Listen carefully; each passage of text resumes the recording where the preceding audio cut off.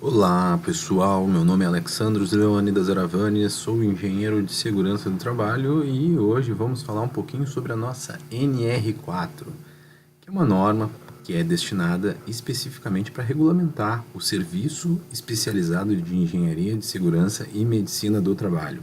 Nosso famoso SESMIT, que está presente em várias de nossas empresas, que é um pessoal qualificado, que trabalha na área de saúde ocupacional dentro da empresa, que promove as atividades relacionadas à segurança do trabalho para todos os trabalhadores. Então, a gente possui uma norma específica para dimensionar esse serviço para todas as empresas e essa norma é exatamente a NR4, que define quais são as necessidades que devem ser, quais são as necessidades que devem ser tratadas a partir do SESMIT, quais são as funções do SESMIT, como o SESMIT deve ser dimensionado.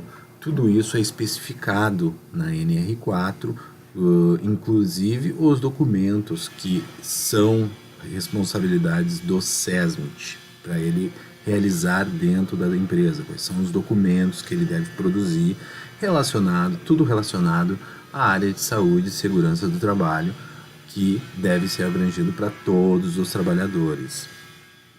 Então, começando, primeiramente vem a abrangência do SESMIT. Como funciona essa abrangência do SESMIT?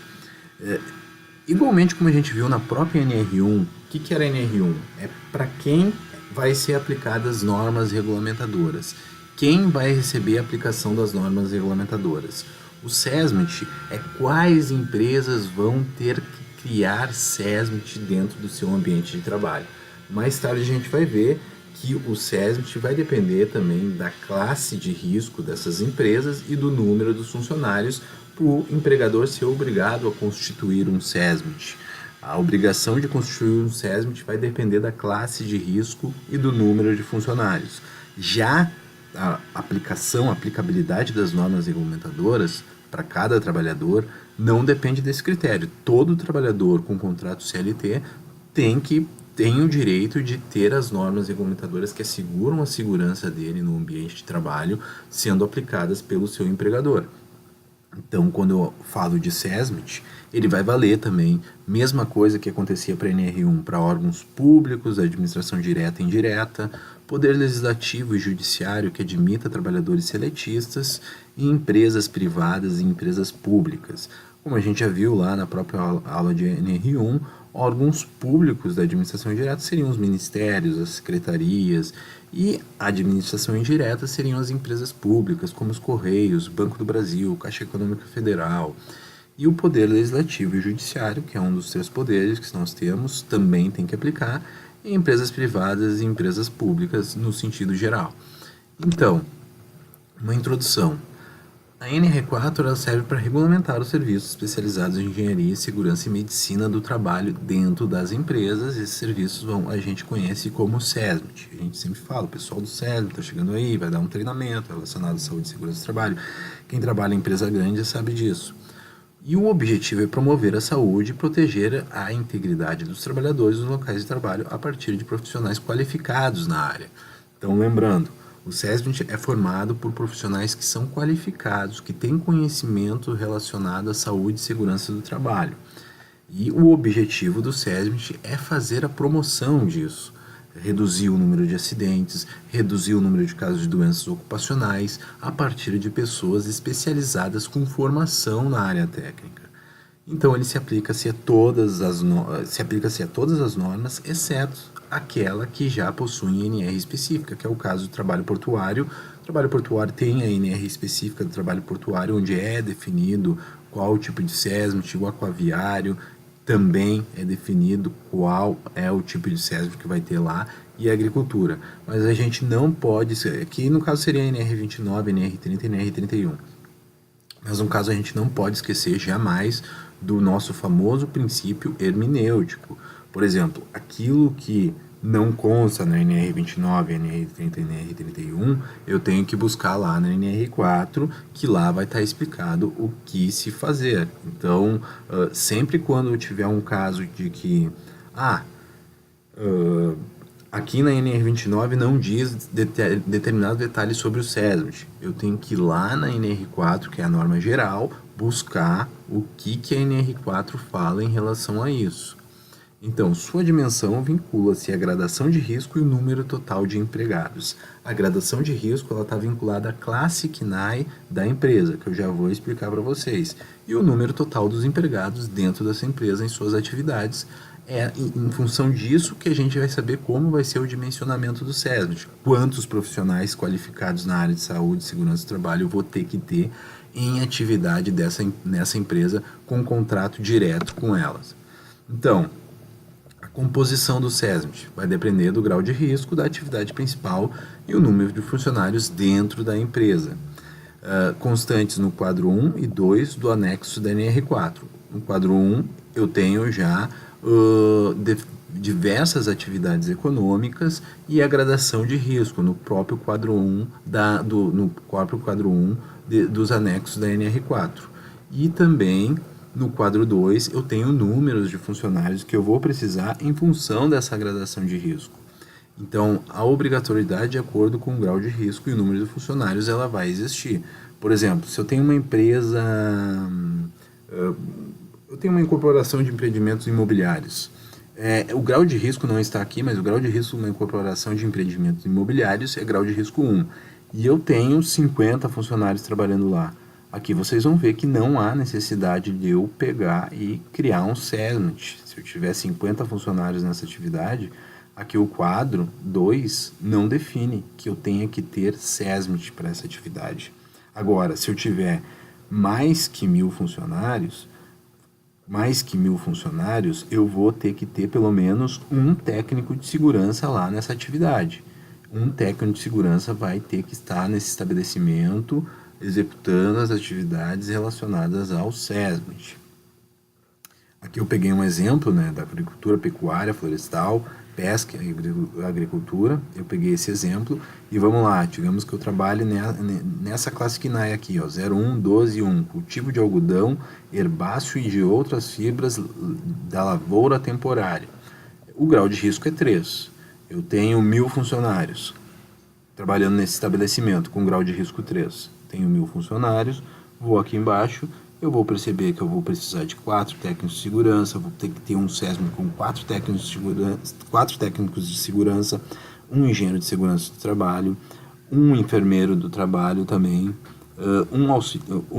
enfermeiro do trabalho não vou precisar, desculpa, um auxiliar de enfermagem do trabalho e também vou precisar de um médico do trabalho para constituir esse SESMIT. Meu SESMIT vai ter que ter, no mínimo, esses funcionários, caso eu tenha mais que 1.000 funcionários trabalhando dentro da minha empresa.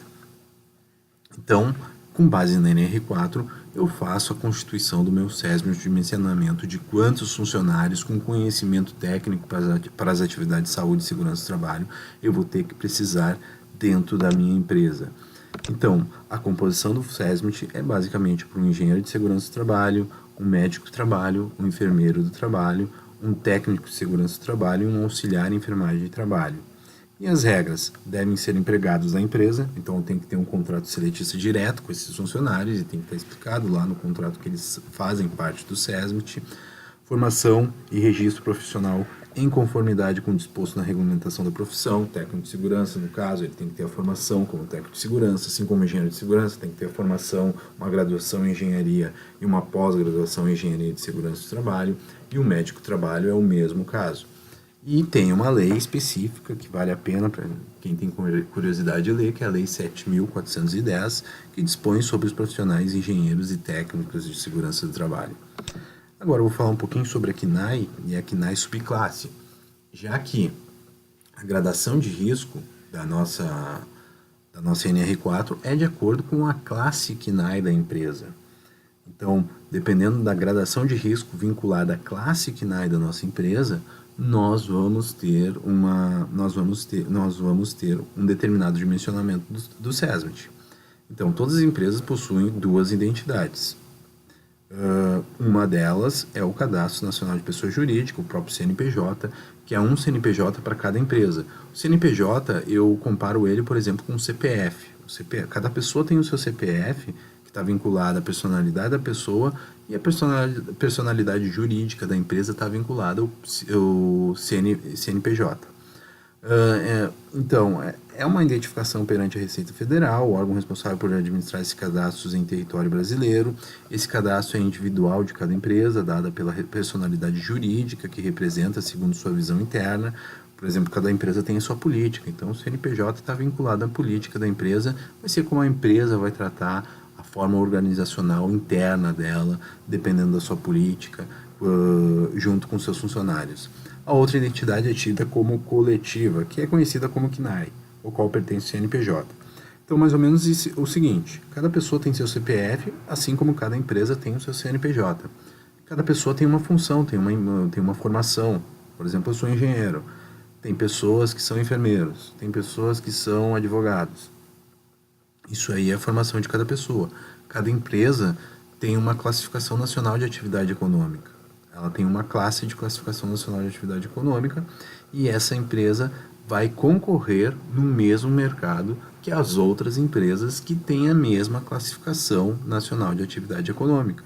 Assim como eu vou concorrer com outros engenheiros na hora de fornecer o meu serviço, seja ele para uma empresa, seja trabalhando numa empresa, uma vaga para trabalhar numa empresa.